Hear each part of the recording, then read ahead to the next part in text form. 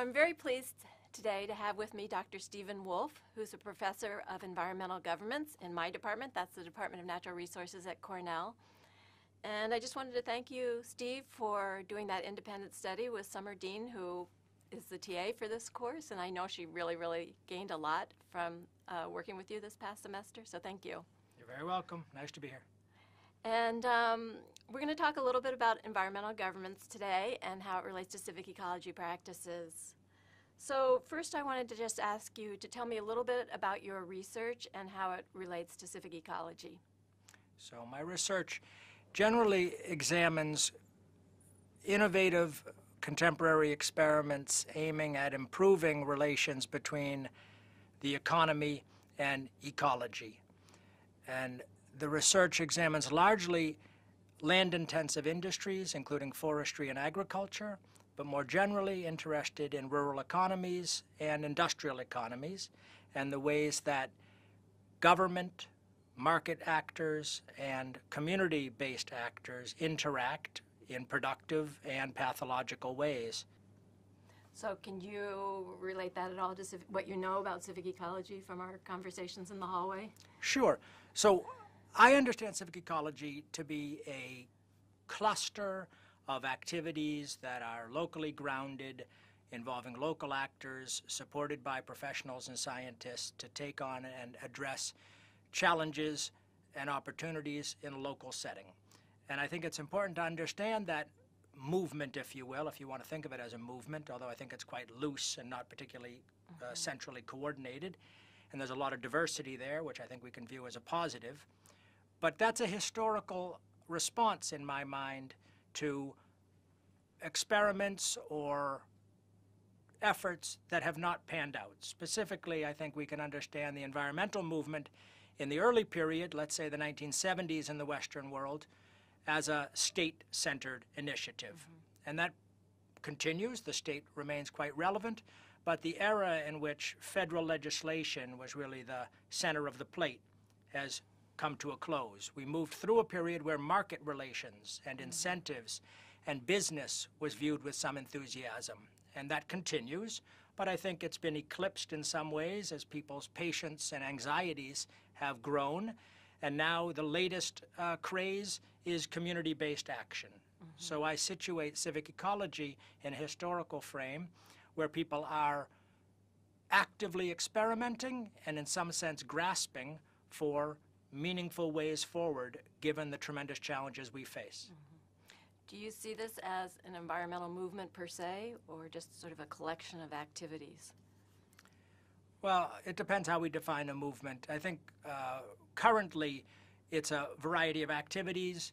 I think they, in some circles, generate a lot of enthusiasm and attention.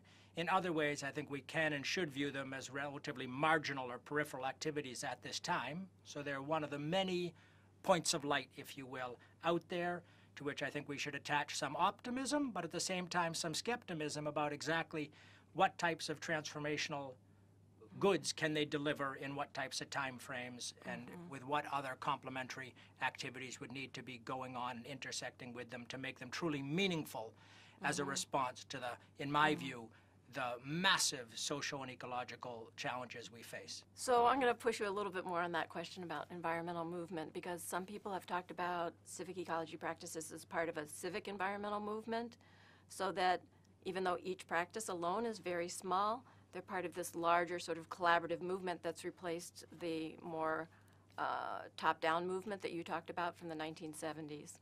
So I just wondered what your thoughts are on that. All right. So I'm not an expert in social movements, but I understand in the last 15 or so years, people have been interested in what they call new social movements. And new social movements are characterized in contrast to old social movements in that they are not focused necessarily on legal change, on political reform, that they're more nebulous, they're more multifaceted, and they're not particularly politically pointed like the women's movement, like the environmental movement.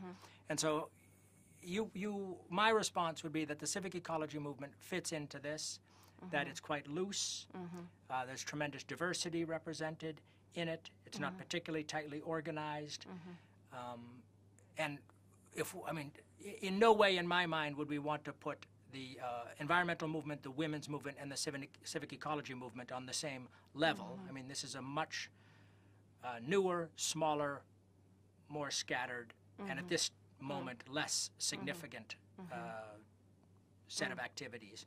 That doesn't mean that in 15 or 20 years we won't be talking about it as a truly important and potentially revolutionary activity. But at this time, it's one of many things going on that merit attention. Okay, so potentially visionary, but we're not sure at this point. So I wanted to just ask you a little bit more about governance, since that's your expertise.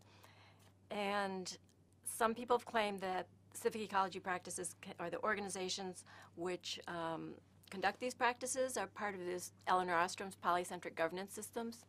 And I wonder what you think about that. Yeah. So I just taught one of Eleanor Ostrom's polycentrism articles in my course, Environmental Governance, this semester. And when you read that article, she, I think, emphasizes, on the one hand, the significance and the value of attending to local action. And this draws our attention away from nation states, and it draws our attention away from things like Kyoto Protocol and global environmental governance. And it really draws attention to the potential and the necessity to focus on local actors and local communities, in some ways as substitutes or alternatives to big multilateral, multinational action, but in other ways as complements. But when we think about polycentrism, we're really thinking about a competitive framework, and that's the beginning of polycentrism, and it really came from Eleanor Ostrom's husband, Vincent, who turned her on to those ideas. And the potential for competition between local service providers in their historical analysis, it was police, local policing provision, as the engine of attracting and retaining local investment, as ways for communities to compete for young people, compete for job creation, compete for direct investment from corporations who would want to move there because of the attractive and successful and dynamic nature of the community. So I think as far as I could take the analysis of polycentrism applied to civic ecology is local action with potential to create spillovers outside of the community gardens, outside of the oyster restoration, outside of those particular activities, which could, over time, in a perfect storm, create some type of upward movement. And that's where I think the linkage lies as we think about polycentrism applied to civic ecology. And then I did want to ask you about power relations, because I know that's something we've talked about quite a bit, and something that civic ecology practices have been critiqued for ignoring.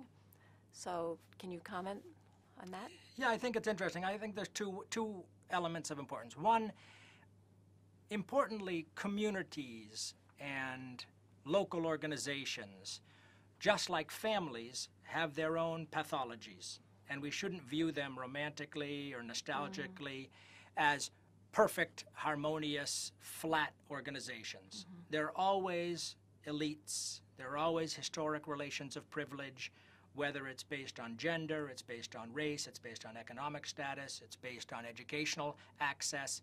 There's lots of heterogeneity within communities and within projects, and so we should attend to that issue in terms of power inside these organizations. But I think the more obvious question is really the external relations. And so if we think about civic ecology and we think about it as a local response, tapping into local resources, looking for local synergies, it really begs for me the question of what the heck is the state doing?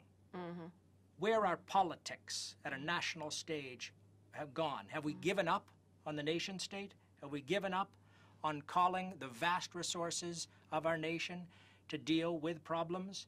And this, of course, invokes the critique of neoliberalism, an idea that comes out of the World War II period, and really a critique of nation states, and whether it's fascism, socialism, or giant welfare states, as the conservative critique of the UK and the United States grew. Neoliberalism is a turn away from the nation state and traditionally an embrace of market relations. Here in our conversation, we're really talking about local self-sufficiency and pulling up by your bootstraps and solving your own problems, and don't wait for the state to solve your problems for you. And I think there's something to be said for that. But at the same time, if we've given up on the nation state and we forget to ask what's going on with national tax revenues and national legitimacy and national authority, I think it's game over. So to the extent that there are power questions, I think that power question comes into what are we doing with national resources, which are vast. And if they're not coming to bear on local problems, what are we spending that money on, and who gets to decide what we're spending that money on? Appreciate that perspective. So is there anything else, any other thoughts you'd like to add? No, I think that there's an interesting set of questions around the potential of local actors to solve local problems. And traditionally, it's been viewed in kind of oppositional terms, in terms of hierarchical solutions in the form of scientists, if you will, and traditional modes of expertise. And that's been opposed to local knowledge, local self-sufficiency, local heroes. And I don't think we have to think about it in such stark terms. I think that we can understand, and just like Cornell University is playing a very important role in facilitating local action through civic ecology, is not to get caught in the trap of thinking either global or local, but to think about a networked approach, a relational approach, a multi-level approach, and to not be blinded to the limitations of local actors, and at the same time not be blinded to the ignorance and the corruption and the slowness of response from big, centralized, historically dominant actors. And so if we can think about interplay, complementarity, healthy tensions, and cooperation, perhaps there's a way forward. Well, thanks, Steve. Thank Really you. appreciate having this larger perspective on what we're talking about, and looking forward to working with you. I appreciate it.